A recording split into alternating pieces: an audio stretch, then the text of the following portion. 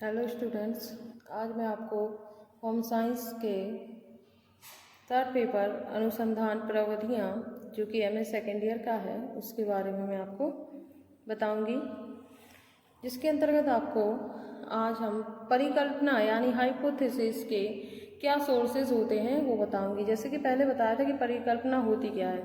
तो जब कोई रिसर्चर या शोधकर्ता शोध करने के पहले जो एक अनुमान लगाता है या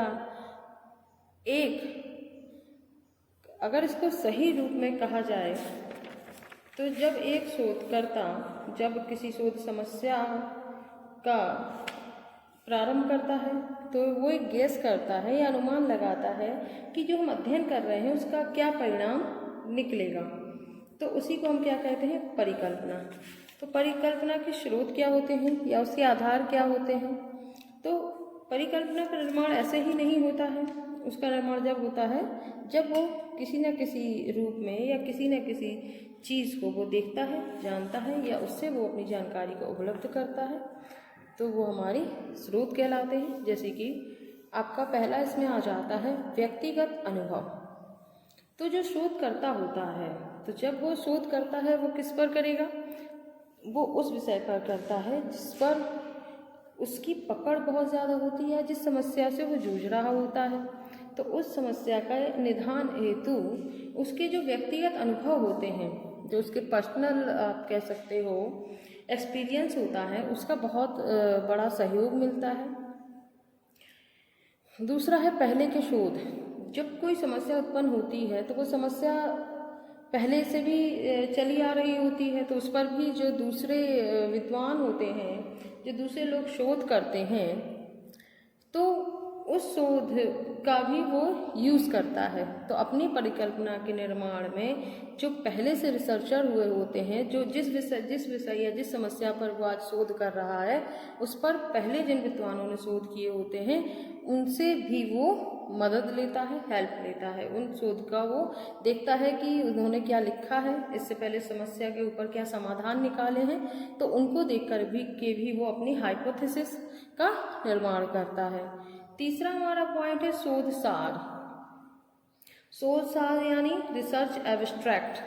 तो परिकल्पना में क्या होता है कि जो हमारे शोध होते हैं उनके जो सारांश या निष्कर्ष जो पहले से निकाले हुए होते हैं दूसरे विद्वानों के द्वारा, तो उनको क्या करते हैं, वो ये किसी न किसी चीज़ में प्रकाशित करवाते हैं, पुस्तकालयों में या शोध जो शोध हमारे संस्थान होते हैं वहाँ पर ये जो हमारे क्या नाम से जो शोध सार यानी एब्स्ट्रैक्ट होते हैं वो मिल जाते हैं पत्रिकाओं के माध्यम से।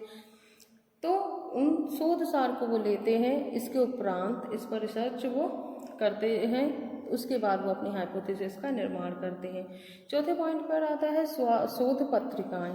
तो जो शोध की कहा जाए, जो जर्नल में जो हमारे रिसर्च जो हमारे पेपर्स प्रकाशित होते हैं दूसरे लोगों के, तो उनको भी वो देखता है कि वो पहले जो समस्या उत्पन्न हुई थी जब ये, तो उस वक्त पर उन्होंने क्या इसका निष्कर्ष निकाला था। तो इनको वो शोध पत्रिकाओं के माध्यम से भी वो अपनी हाइपोथेसिस का निर्माण करता है। ये बहुत ज़्यादा मदद करती है पत्रिका, क्योंकि जो रिसर्च आपके एब्स्ट्रैक्ट होते हैं या जो रिसर्च पेपर होते हैं वो जर्नल्स में प्रकाशित किए जाते हैं, ये पूर्ण रूप से शुद्ध होते हैं। फिर आता है हमारा रिलेवेंट बुक्स होती हैं, संगत पुस्तकें। तो ये भी शोधकर्ता का अनुसंधान यानी जिस पे वो शोध करने जा रहा है, तो पुस्तकों के माध्यम से भी वो इन्फॉर्मेशन लेता है या सूचनाएं वो प्राप्त करता है। तो एक हमारा ये माध्यम भी बहुत अच्छा है। संगत पुस्तकें उस शोध से संबंधित जो अन्य पुस्तकें हैं उनका भी वो अपने परिकल्पना के निर्माण में सहायता लेता है।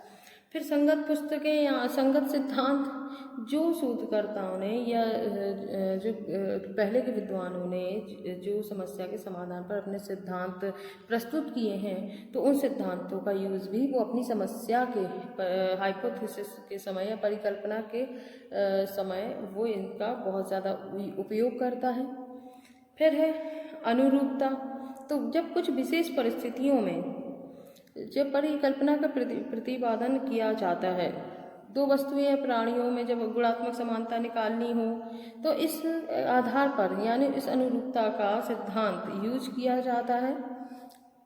इस परिणाम को देखकर हम परिकल्पना बनाते हैं कि मनुष्य प्रयत्न तथा भूल के आधार पर सीखते हैं, लेकिन परिकल्पनाओं का यह स्रोत जो होता है ये बहुत ही ज़्यादा ठोस नहीं होता है। फिर है सांस्कृतिक घटक। सांस्कृतिक घटक यानी जो कल्चरल जो कंटेंट है एनालिसिस, परिकल्पना की रचना में भिन्न भिन्न संस्कृतियों के साहित्यिकों के घटना के विश्लेषण से काफ़ी मदद ली जाती है। शोधकर्ता किसी संस्कृति के साहित्य के घटकों का विश्लेषण करता है और इस तरह जो तथ्य या फैक्ट जो हमारे सामने आते हैं उनके प्रकाश में परिकल्पना बनाई जाती है। जिस संस्कृति में बच्चों को स्वतंत्रता प्रशिक्षण दिया जाता है तो वहाँ की जो स्वतंत्रता प्रशिक्षण है वो कैसे होगा, वो काफ़ी सबल होगा।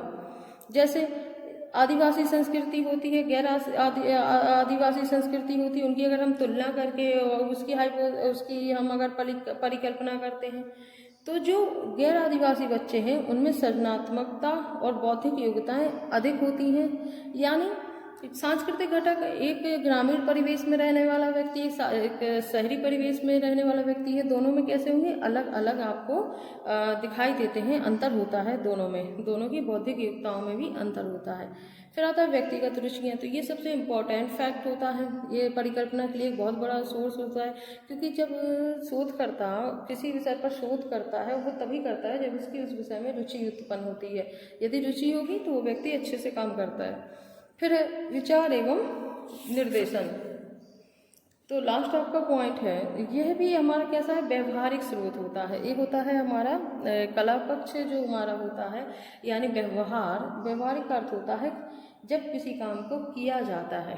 तो विचार और निर्देशन से आपका तात्पर्य होता है कि ये आपका जो शोधकर्ता जिस क्षेत्र में शोध करता है तो क्या करता है, प्रशिक्षित या अनुभवी जो विद्वान होते हैं उनसे संपर्क करता है और उसके उपरांत उसे जो सुझाव और सलाह मिलती है उसके उपरांत वह विचार विमर्श करता है और उनके निर्देशन जो प्राप्त होते हैं, क्योंकि वो अनुभव पर आधारित होते हैं। दूसरे जो जिन लोगों ने अपने शोध ग्रंथ हों चाहे अनुसूचियाँ पत्रिकाओं में जब प्रकाशित करवाते हैं तो वो अपनी अनुभव पर आधारित अच्छे जो भी निष्कर्ष निकलता है उसका वो फैक्ट के तौर पर उपलब्ध कराते हैं।